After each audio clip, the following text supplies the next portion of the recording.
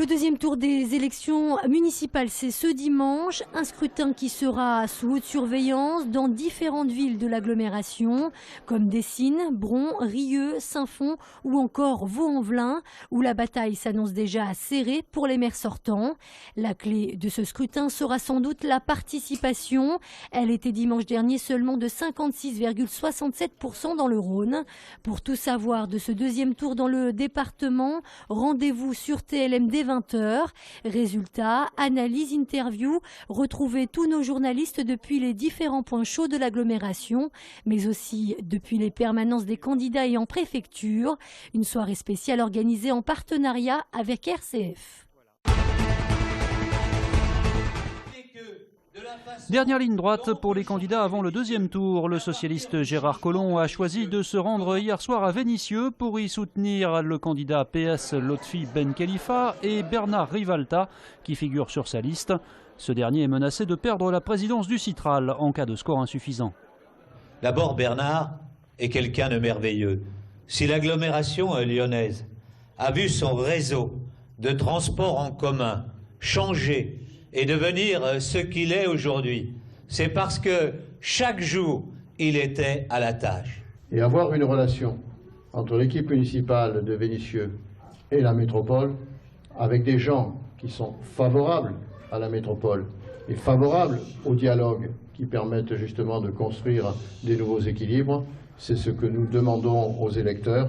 Le candidat UMP Michel Avare, lui, est resté sur le terrain lyonnais. Il fustige l'accord passé pour le second tour entre les écologistes et Gérard Collomb. C'est complètement incroyable. Gérard Collomb et Étienne Tête ne sont d'accord sur rien. Ils se sont combattus. Ils ne s'allient que pour sauver leur place. C'est un drame pour Lyon. J'appelle les Lyonnaises et les Lyonnais qui ne veulent pas confier pour 6 ans la ville et l'avenir de la ville à une majorité qui ne s'entend sur rien, composée de socialistes et de verts, à massivement se mobiliser dimanche prochain. Enfin, côté Front National, Christophe Boudot battait aussi le pavé ce matin. Il lance un appel aux abstentionnistes. Il faut absolument qu'ils aillent voter parce que voter en France est un droit. Et Gérard Collomb, qui a déjà gagné parce que l'UMP ne s'est jamais opposé à lui pendant 6 ans, Gérard Collomb doit avoir une résistance au sein de son conseil municipal et une véritable opposition que j'incarnerai avec d'autres candidats qui sont sur mes listes. Après les élections municipales, les choses devraient s'accélérer pour le maire de Lyon. Le premier conseil municipal est déjà fixé à vendredi prochain, 15h. Les conseillers municipaux voteront alors pour élire le premier magistrat. La majorité doit donc logiquement l'emporter. Les 9 maires d'arrondissement seront eux élus le samedi 12 avril lors des premiers conseils d'arrondissement de cette mandature. Viendront ensuite les élections à la communauté urbaine qui doivent se tenir avant le 2 mai. Le président du Grand Lyon sera alors élu par les conseillers communautaires, eux-mêmes élus lors des élections municipales.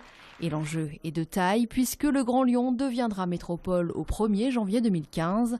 À droite comme à gauche, les tractations pour obtenir des voix devraient donc s'intensifier. Car sur les 58 communes du Grand Lyon, beaucoup d'élus sont sans étiquette. La bataille électorale est donc loin d'être terminée. Je ne vais pas vous la faire, mais j'ai peut-être un début d'inquiétude parfois. Rémi Garde imitant son collègue Roland Courbis, c'est un coach lyonnais détendu qui s'est présenté en conférence de presse ce matin. Détendu car à 2 jours de recevoir le voisin stéphanois, l'avantage psychologique est plus que jamais dans le camp lyonnais. La SSE a beau devancer l'OL de 3 points en Ligue 1, un derby ça reste particulier, mais à la fin c'est toujours l'OL qui gagne, ou presque, une seule défaite en 20 ans. On sait que c'est des matchs qui comptent pour nos amis, pour nos familles, pour les gens qui nous entourent. Donc je peux vous dire que ça, c'est peut-être un ingrédient aujourd'hui qui fait la différence. Ce qui va changer en revanche, c'est la défense côté lyonnais. Avec 6 blessés, dont 4 défenseurs, Maxime Gonalon va sûrement devoir redescendre d'un cran. Tandis qu'à Saint-Etienne, au contraire, tout va pour le mieux dans le meilleur des mondes. Surprenant 4e, les Stéphanois sont toujours dans la course au podium. Leur seul problème finalement, c'est l'absence des supporters verts à Gerland. Je peux regretter qu'un match sans supporters des 2 équipes, c'est moyen, encore plus quand c'est un derby. On fera en sorte de représenter au mieux nos supporters. Le 108e derby de l'histoire, c'est dimanche à 21h. Et si les supporters verts n'auront pas la possibilité de se rendre à Gerland, ils pourront toujours aller au Petit Vert, sorte d'enclave stéphanoise en plein 2e arrondissement de Lyon. Le bar est tenu par Fabrice Révelli, fils d'Hervé Révelli, meilleur buteur et légende de la SSE. Moi je suis le Petit Vert, le fils du Grand Vert, donc du coup à l'époque on appelait les Stéphanois les Grands Verts.